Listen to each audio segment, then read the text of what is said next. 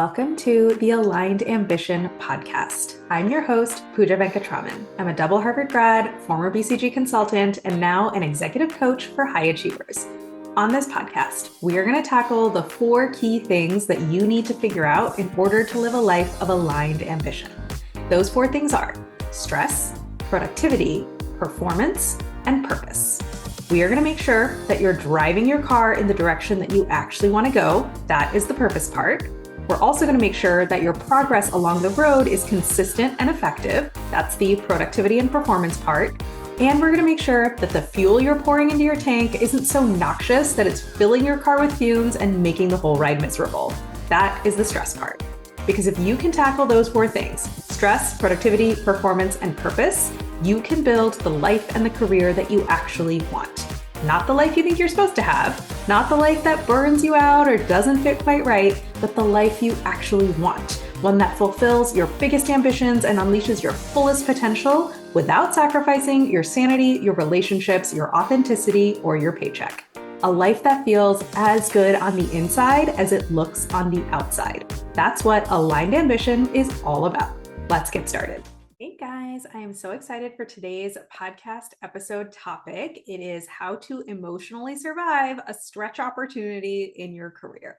So stretch opportunities are how your career progresses. You've probably already experienced this or you already know this. For example, if you want to be a manager at a consulting company, you typically have to start managing teams and sort of junior manage or step into the manager role and demonstrate that you can do a good job before you'll actually be promoted to manager. And this is often true for all kinds of promotions. You typically have to start doing that job, demonstrate that you have the capability to do it before you'll get fully promoted.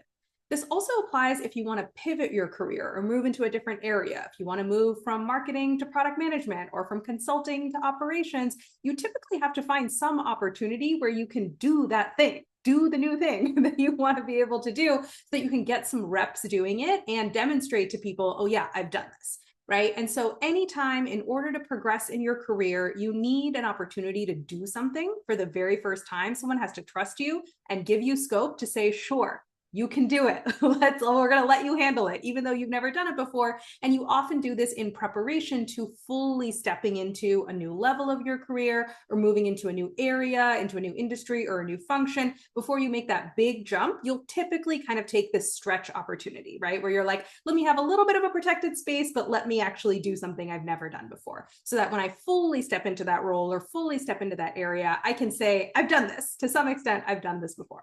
So stretch opportunities are absolutely crucial for progressing your career. And at the same time, they are mentally and emotionally challenging to go through. You might even be afraid to ask for a stretch opportunity or a stretch project. You might feel like, who am I to ask for this? I know I'm going to be hampering the team with my inexperience while I figure this out. So I'm basically going to ask them to carry me while I do this for the first time. You might feel like I have no credibility to ask. I've never done it before. So how can I say, let me do it? You might feel like it's so presumptuous to say, hey, everybody, carry me while I figure this out, right? And if you're in a stretch opportunity right now, my guess is you're probably spending a good amount of your time feeling pretty stressed out. You're encountering situations where you're like, I don't know how to handle this. I have no reference points. I have never done this before. And at the same time, you might feel stupid asking for help. You might feel like I'm bothering people or I'm going to reveal my ignorance. People are going to realize they made a huge mistake giving me the opportunity to do this because people are thinking I'm supposed to know how to do this. You might feel like a fraud while you're leading this project. You're sending the emails, you're running the meetings. Everyone's looking at you for direction. In your head, you're like, why are you looking at me? I don't know what I'm doing. And inevitably, things are going to go less than perfectly, right? Something is going to happen, some snafu, something's either going to be not perfect or might actually really go wrong. And when it does, I bet that you feel really terrible about yourself. I bet you feel so stressed. You play the situation over and over again in your head. You analyze it to death and you're like, this is what I should have done. And that's what I should have done. And you'll tell yourself, how did I not see that coming? How did I not pick that up? And you'll feel so awful. You might even wake up in the middle of the night or just rant to your spouse or to your friends about it. You might feel so stupid. And then your brain will start telling you you're never going to get there, right? You just are not cut out for this. So I know that it can be so mentally and emotionally challenging to go through a stretch opportunity or even to like put yourself up for stretch opportunities, even though they seriously are the engine that will move your career forward. So there's 3 ways that I can help you emotionally manage and succeed through stretch opportunities. You can have the career that you want. Way number 1 is in this exact podcast episode, right? I'm going to talk you through 3 skills that you need to emotionally survive a stretch opportunity. We're going to do that right now. But I want to tell you the other 2 ways as well so that they don't get lost as I'm talking to you. So way number 2 that I can help you survive and thrive in a stretch opportunity is you can come talk to me and let's do an audit together of your particular situation. Let's assess internally, how are you feeling? And what are the areas of improvement for you so that you can feel better, be less stressed, and not burn out through the stretch opportunity? We're also going to assess externally, how is it going? What are the results? Are you hitting your metrics, your KPIs, your deadlines? And how can we help you get better external results? And we're also going to assess how is this opportunity positioning you overall? Where are you trying to go? Are you clear about where you're trying to go ultimately? And then is this particular opportunity set up the right way so that it actually gets you in the direction you want to go? And if not, how can we adjust that? So that's something that we can do together. We can audit your current spot in your career, the stretch opportunity you're in, or the one that you want to get into. Just take a look at everything that's going on. And if when we talk together about it, we're going to be able to go so much deeper and get so much more custom to your situation than I can possibly do in this single podcast episode.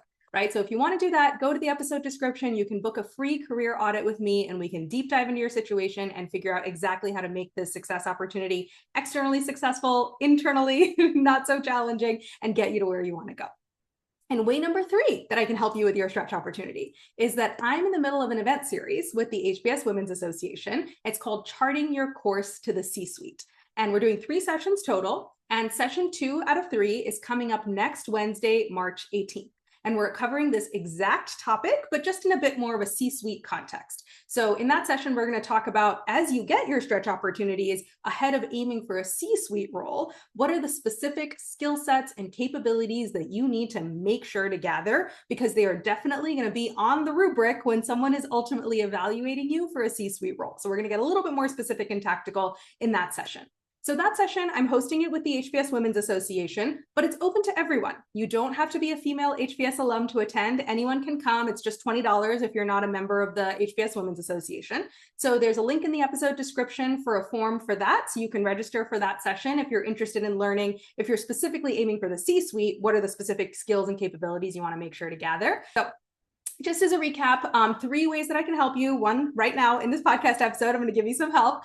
Way number 2, book your career audit with me. Let's look at your particular situation and figure out the mental and emotional side as well as the tactical side to make sure that you survive and thrive and get to where you want to go in this stretch opportunity. And then way number 3 is this Charting Your Course to the C-Suite event that I'm doing on March 18th. We're going to get much more specific and tactical about the specific skills you need to actually get to a C-Suite role. So that's the overview.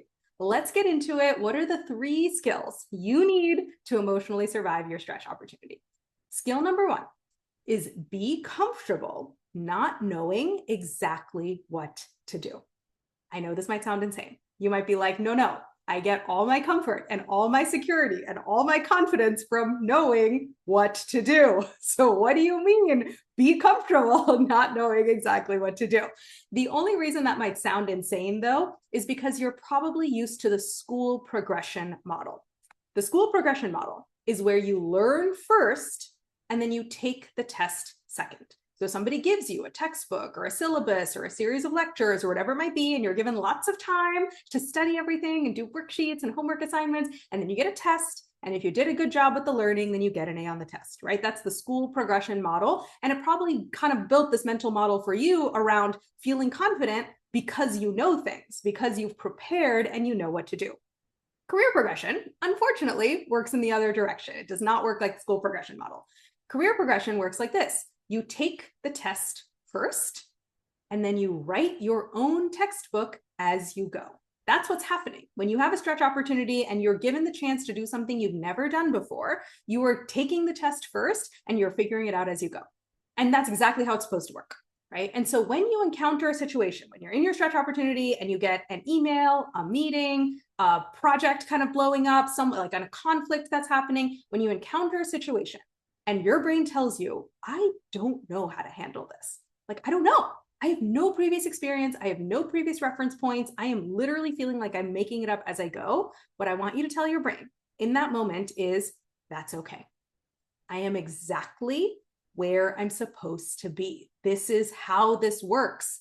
Nothing is going wrong here. I'm not having a stress dream where I walk into my Chem 101 final without having studied, right? And I'm completely beating myself up for having done a terrible job all semester and ignored all my assignments. That's not what's happening here. It's not the school progression model. The career progression model works in the opposite way. I'm supposed to show up and take the test first with no preparation. And as I take the test, I write my textbook. I write my textbook as I try to work through these questions, and I'm going to have my full textbook that explains exactly how to do this at the end of this whole process, not at the beginning of this whole process. So that's something you can tell yourself to just get yourself comfortable with not knowing, comfortable with the ambiguity, comfortable with the uncertainty and the unknown, so you can settle your brain down and say, okay, then let me just get started taking my best guess and doing whatever I can to figure out this problem, because I'm writing my textbook as I go. And I promise you, as you do this, there's going to come a day, maybe not even that far in the future, it might be 6 months, 12 months, 18 months from now, where you will encounter a similar situation, right? Or someone on your team will come to you with a similar situation, and that person on your team will be panicking and they'll be like, oh my gosh, how do we handle this? I don't know what to do. Like I have all these, like, I'm just freaking out. And at that moment, 6, 12, 18 months from now, you'll lean back on this old moment that you're going through right now. And you're going to be like, oh, I know exactly how to handle this. I wrote this section of the textbook. I remember. Let me pull this out of my brain. Hey, teammate that's freaking out, person that doesn't know what to do. I know, because I earned my stripes doing this, right? And this is what earning your stripes feels like. It does have a little bit of that panicky feeling. You're sitting down looking at the test question, being like, I have no idea what to do, but that is the process, right? So look at that test question, start working through it, start figuring it out, and tell yourself nothing's going wrong here. I'm supposed to be writing the textbook as I go, and there's going to come a day, not even that far in the future, where I'm going to pull that textbook chapter out of my brain and tell somebody, oh yeah, I know exactly how to handle this. And that is going to feel so freaking good. And the only way to get there is to go through what you're going through right now. So just get real comfortable, because nothing's going wrong here. That's skill number 1. Skill number 2, objectively distill lessons from failure.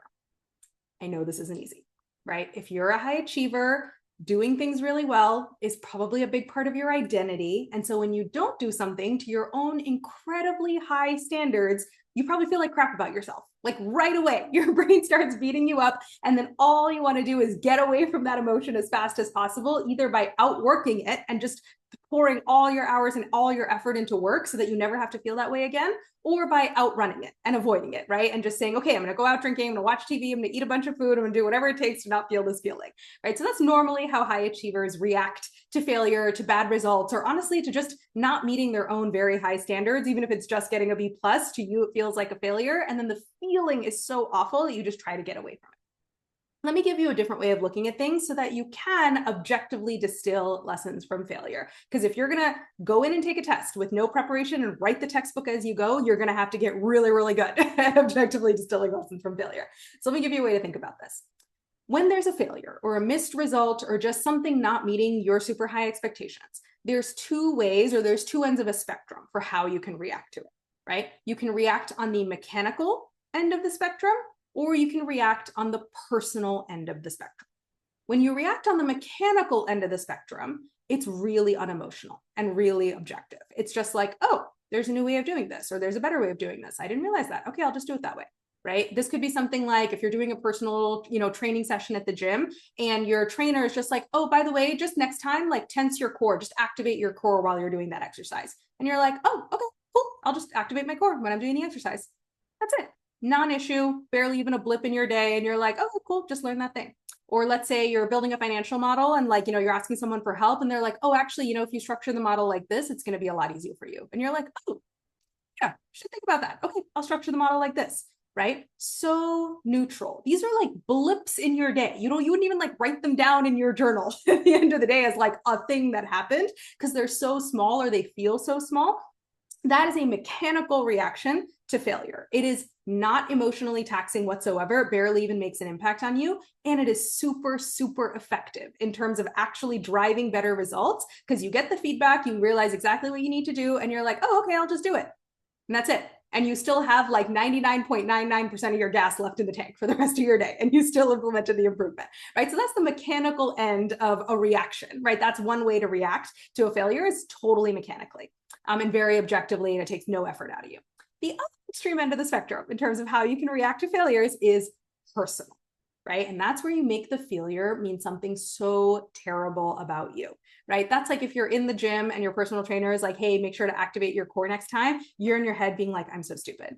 I can't believe I didn't realize that. I can't believe they had to tell me that. I bet I'm going to forget again. Like after the next one, I'm sure I'm not going to remember. How many other form mistakes am I making? I bet I'm totally screwing this up and I'm never going to achieve my fitness goals because I'm so bad at this, right? That's a personal reaction to that piece of feedback. Or if you're building the financial model and someone tells you like, oh, if you structure it this way, you would get a better result. You're like, oh my God, I'm so stupid. I should have seen that. Why did someone else have to tell me that? They must be thinking I'm so stupid. And how many other mistakes am I making that like maybe they're like too nice to even tell me, but like they think I'm so dumb. And I'm never going to be someone who's going to be able to be good at this because like, oh, I couldn't even see that one small thing, right? Extreme end of the spectrum, right? That's what a personal reaction to a failure or a missed result sounds like. When you react on the personal end of the spectrum, it's emotionally very, very taxing, right? Like I got myself worked up even as I was giving you those reactions. It's stressful. It's stressful to beat yourself up. It's stressful to think all these terrible things about yourself and your future, right? So it takes up way more of the gas in your tank to do that. And your reaction tends to be less effective. It's not like after beating yourself up, you just like make the improvement and move on. Like you often have this all or nothing reaction where someone will either overwork and overly throw themselves into the work to try to avoid the failure, right? If you like made a mistake in the financial model, you could have structured it better. You might be like, okay, well now I have to like do a whole training about Excel and I have to go through every other page of the model and every other cell and make sure there's no other mistakes. And I have to perfectly optimize it because I feel so stupid for that mistake, right? You'll overwork and overdo it. Or you'll avoid, right? You'll be like, that felt so terrible to get that feedback and to realize I did something wrong. I don't even want to do models anymore. Like, I'm not good at this. Or I'm not even going to ask for feedback because I can't handle more people telling me. Or I'm just going to procrastinate working on the model for a while because I can't handle the thought of like being bad at this, right? So when you have a personal reaction to failure, you will either tend to overwork or underwork. Neither are that effective, right? Compared to the mechanical reaction where it's like, okay, I'll just tense my core next time. I'll just activate my core. Okay, I'll just structure it this way. Thanks so much. That was so helpful. That's the reaction that's helpful to actually implementing changes and getting better results. The mechanical reaction is way more effective. The personal reaction will not only really emotionally tax you and take a lot of gas out of your tank, you don't even get any ROI for it, right? The reaction, you don't even effectively implement the change. You're overworking or underworking.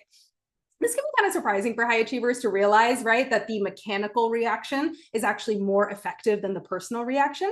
Because sometimes we can have this thought of like, I need to take things super seriously, right? I need to be really serious about my pursuit and my desire for excellence and my desire to achieve this goal. And so like me taking things personally is part of me taking things seriously. And so if I was to not take it personally, if I was to have this like very mechanical reaction, that would mean I don't care.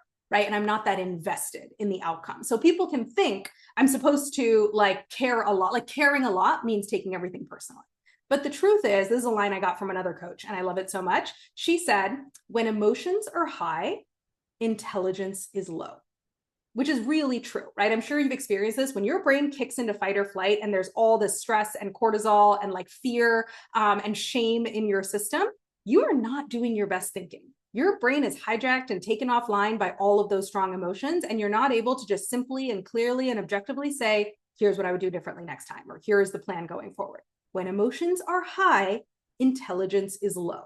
And when you have a personal reaction to failure, your emotions get really, really high, your intelligence gets lower, and you don't actually take in or implement the changes that would get you to a better result nearly as effectively. Whereas when you have a really mechanical reaction to failure, emotions stay nice and low. Like I said, it's such a non-event in your day. You barely even register it. You wouldn't even like tell your spouse about it at the end of the day because it's such a blip. That's how low your emotions are. And you super effectively just implement the change and on you go because your intelligence is so high in that moment. Right. And so this is one way that I want to help you objectively distill lessons from failure is first to even check in with yourself when you encounter a failure or a missed result or something not being as good as you want it to be. Check in. Are you having a reaction that's more on the mechanical side or more on the personal side? And there are two ends of the spectrum, right? You might end up somewhere in the middle, but just check in for yourself. What kind of reaction am I having to this failure? And if you notice you're having a personal reaction and your emotions are high and your brain is wanting to either overwork and overdo it and do everything it possibly can and never feel this way again, or your brain is wanting to avoid and run away and just never ever do this again or procrastinate because like, oh, this feels so awful, right? If you're having a personal reaction, you need to think about how can I get my brain over to more of a mechanical reaction to this situation. And one thought that helps me do that is to really think about it as my job when I'm in a stretch opportunity and I'm figuring out how to do this thing that I've never done before. My job is to find all the puzzle pieces that will lead to this result. Or my job is to build the machine that will create this result. And so those are both very mechanical analogies, right? It has nothing to do with me and my potential and my capabilities and who I am as a human being, super mechanical. I'm finding all the puzzle pieces. And once I found all 20, the puzzle is complete. Or I'm building the machine and I just got to figure out, does it work like this or does it work like that? I'm just constructing this machine, right? And so the more that you can think about it as it's not an indictment on whether or not I can be successful or whether or not I'm a human being or what's my standing and my status with everyone in this organization, it's not about that. Just finding the 20 puzzle pieces I need to find. I'm just building the machine that needs to be built. That thinking can help you get into a more mechanical mindset, bring the emotions back down, keep your intelligence nice and high so that you can find the actual improvements that you need to make. A second thought suggestion that can be helpful for just keeping yourself objective while you're distilling the lessons from failure is when you're in a stretch opportunity, you are signing up to be a failure expert. Nothing's going wrong here. Every time you encounter a failure or a missed result or something not being as good as you want, I want you to tell yourself, perfect. Because I have signed up to be a failure expert. That's what I'm here to do. I am here to tinker with this machine, figure out why these puzzle pieces don't fit. That's my entire job. I signed up to be a failure expert, and now I'm just going to get to work being an expert at this failure. I think it's easy for us to think of ourselves as success experts, right? Especially if you are a high achiever and you've done a lot of things really well and you did really well in school and you've progressed fast through your early career. It's easy to think of yourself as a success expert. But when you're in a stretch opportunity, when you're in that situation where you're like, I'm taking the test first and I'm writing my own textbook as I go, you have now pivoted to being a failure expert. And you're going to be really good at this because you're really smart and really hardworking and really analytical. You're going to be a killer failure expert. You just need to realize that's the role that you're in right now. And so you're exactly where you're supposed to be. You don't need to run away from this failure as fast as possible. Settle in, look at the missing puzzle pieces, look at the way that the machine didn't quite work, have that mechanical reaction to the failure, and then get tinkering and figure out what the lesson is here and what you're going to try differently next time. So that's skill number 2, objectively distill the lessons from failure. Skill number 3 for surviving your stretch opportunity is assume that you can add value even if you've never done this particular thing before, right? So a huge part of being in a stretch opportunity is you are going to be in meetings and in situations and like leading things. And you're like, I've never done this before, right? And so your brain is going to be like, I don't know what to do. And therefore I should pull back, right? I should defer to others. I should stay quiet in the meeting. I should ask other people, what do you think I should do, right? I should defer to everyone else to add value rather than kind of relying on myself because like, I've never done this before. So this might be something like you are going to sales calls for the first time. Let's say you're like going to pitch meetings to try to sell the product that your company sells. You're not a sales expert. You're trying to learn more about sales. So you're showing up to sales calls, right? And you might be in your head being like, well, I've never been to a sales call before. So certainly I'm going to keep quiet in this meeting. I'm not going to say anything. I'm just here to learn, right? And I'm just going to be a sponge. It's not bad to learn. It's not bad to be a sponge, right? But at the same time, you're not a total newbie. You've done a lot of stuff in your career. And so I want you to push your brain and say, let me assume I can add value. How can I add value in this room, even if I'm not the expert, even if I've never done this before? Train your brain on that question, push it in that direction. Because your brain is going to want to go in the direction of here's how I can't add value. So I better stay small and quiet and not take any risks, right? And I want you to just nudge your brain in the other direction, make it work on that question. How can I add value here? I assume there's got to be at least one way. In this room, in this situation, there's got to be at least one way. Let me push my brain to figure out how can I add value. So let's take the example of the sales call. Even if you've never been in a pitch meeting before, at the end of the day, sales is just explaining something to someone else and then listening to see what they missed or what they're confused about, and then explaining some more stuff to that person, and then listening to see what they missed, what they're confused about, or maybe what you missed, right? An issue that you didn't realize was also a factor, and then you explain more stuff. That's it. That's all of sales. It's explaining and listening and explaining and listening again and again. And I bet you're really good at explaining and listening. So even if you've never been in a pitch meeting before, right, you have a lot of baseline skills that you can bring to bear, and you could pipe up and say something in the sales conversation as you're like noticing, hey, our explanation missed something, or like they asked a question, but we didn't really answer it, or there's another issue here that we're not addressing that's really important. You can pipe up and say something, but even if you don't pipe up and say anything, you can still keep your brain really active and keep it in expert mode. You don't have to just be in student mode, in like, I'm a newbie, I don't know, let me defer to everyone else. Keep your brain engaged in expert mode and keep looking around to say, what do I think? If I was to do something, what would I do? What's my perspective on this situation?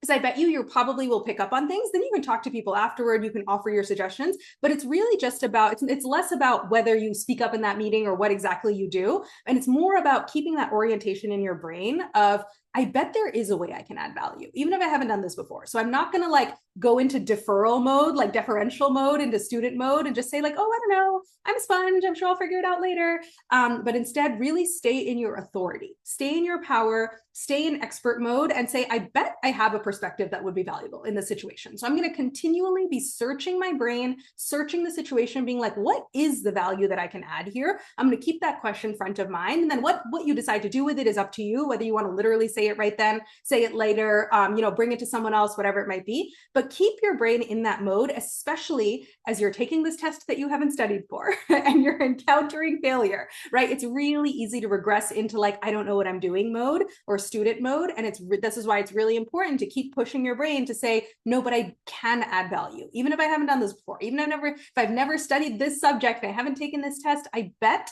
that there's something I can still bring to the table. So train your brain to keep asking the question, how can I add value? I bet there has to be a way, right? So that's skill number 3. So those are the 3 skills that will help you survive emotionally and mentally your stretch opportunity. And they are easy to say. And I will say, I think they actually take a lifetime to implement, right? It takes a lifetime to get really comfortable, not knowing exactly what to do, but not panicking about it and saying, no, that's fine. That's exactly where I'm supposed to be. I can settle in and get comfortable with the discomfort, with the ambiguity. It takes a lifetime to learn how to objectively distill lessons from failure and watch your brain go to the personal side of the spectrum and then bring it back to the mechanical side of the spectrum, bring your emotions back down so you can access your intelligence again and distill the lessons. And it takes a lifetime to keep telling yourself, keep pushing your brain, I bet I can add value. I bet I have something to say here. I bet I bring to something to bring to the table, even if it feels like on the surface, I don't, because I don't have experience. So these skills are easy to say. They can take a long time to implement, but you will get better as you go. And the key thing is even knowing these are the skills I'm supposed to be working on. If I'm in a stretch opportunity, I need to work on these skills. And what you don't need to do is just power through. Right? Telling yourself, I should know everything and then beating yourself up for not knowing things. Telling yourself, I should be doing an amazing job and then beating yourself up for any teeny tiny semblance of failure and holding yourself back because you feel like I don't know everything. And if I'm supposed to know everything before I make any contribution or have any opinions, right? That way of handling a stretch opportunity is going to be really emotionally taxing. And it's going to be less effective. It's truly a lose-lose. You're going to burn out and not even get the full level of results that you could have gotten. So that's really step 1, is understanding that these are even the skills you're supposed to be building. And then we can work together on actually implementing them so that you can go through your stress opportunity thriving, not surviving, doing a lot better emotionally and getting better results as well. The true win-win that I think is possible for all my clients. So here's what I want you to do now. I want you to book your free career audit with me, and let's deep dive into your particular career situation, the stretch opportunity that you're currently in, or the one that you want to get into. We can also troubleshoot that. And let's assess, how is it feeling internally? Are you getting stressed? Are you getting burnt out? And how do we adjust the way you're thinking about it so that you can reduce the stress, reduce the burnout, get your emotions low so you can keep your intelligence high? We'll also assess how it's going externally. What are the results looking like? What's the feedback like? And how can you improve your performance, update your operating model, update the machine so you can get better results? And we'll also look at how is this particular stretch opportunity positioning you for your ultimate career goals. And we can make any strategic tweaks that are needed so that you can actually use this stressful but rewarding opportunity to get to where you want to go instead of it getting you to somewhere you don't even want to go. And we can also talk about, as we're doing the career audit, we can talk about how we could work together to implement the 3 skills I talked about here and just do all the overall work of like reducing the stress, improving the performance, and getting you going in the direction you want to go. So that's the first thing I want you to do. Book your free career audit and let's get way deeper into your particular situation and talk about how we could work together. And then the second thing I want you to do is come to session 2 of my Charting Your Course to the C-Suite event that I'm hosting with the HBS Women's Association. The title of this session is Demonstrating Your Executive Edge. So it's all about the specific skills and specific capabilities that you need if you want to aim for the C-suite, because there's a bunch of skills that are quite particular to the C-suite and you're going to be assessed on, or people are going to be looking for to see that you can do them in any C-suite role that you go for. And I'm actually co-hosting this session with Megan Porter, who is another excellent executive coach. Her background is so cool because she used to work at a company called GH Smart, which does assessments and hiring for C-suite candidates for Fortune 500 companies and private equity firms. And so she has assessed and helped hire and coached dozens of C-suite candidates and C-suite executives in every different kind of functional position in a variety of different companies and industries. She now has her own private practice where she coaches C-suite leaders to really succeed in their positions. So having Megan there for this session, it's seriously as if I was doing a session on how to get into Harvard and I had like a Harvard admissions committee member there to just be like, oh yeah, I help admit people into Harvard. So let me tell you how to get into Harvard. That's literally the role that Megan has played, where she's like on the admissions committee for C-suite hires. And that's what she used to do. And then she also coached those leaders into succeeding in their roles. She still does that now in her private practice. And she's here. She's here for an hour to tell you what the heck you need to do to get through that admissions committee. So you should definitely come to that event. It's open to everyone, not just HBS female alums. It's just $20 to attend if you're not part of the HBS Women's Association. So just go to the episode description, fill out the form there. We'll get you registered and all set up. But that's today in terms of emotionally surviving your stretch opportunities. Stretch opportunities are so important and crucial. And like, I know you ambitious high achievers, if you weren't going after a stretch opportunity, you would feel bored and stagnant and like you weren't fulfilling your potential. And so there's something inside you that wants to go for growth and for the next level and always loves to be pushing yourself and getting better. And I know, and I love, and I respect that fire inside you. And at the same time, I don't want that fire to burn you out. And I really think it's possible to have it all, to let that fire fuel you and push you forward in a really clean way without letting it turn into self-criticism and stress and burnout. I think it's so incredibly possible to walk that line. That's exactly what I help my clients do. So book your free career audit, come talk to me, register for the event, and I will see you there as well. Thank you so much for listening to this episode of the Aligned Ambition podcast. Make sure to subscribe if you haven't already and share this podcast with anyone you know that you think could use it. If you'd like to explore working together in a one-on-one coaching engagement with me, book a free consult call at poojavcoaching.com/contact. You can grab that link in the episode description. And if you have any questions, thoughts, or topics you want me to cover in this podcast, shoot me an email at pooja@poojavcoaching.com. You can grab that in the episode description too. Talk to you soon.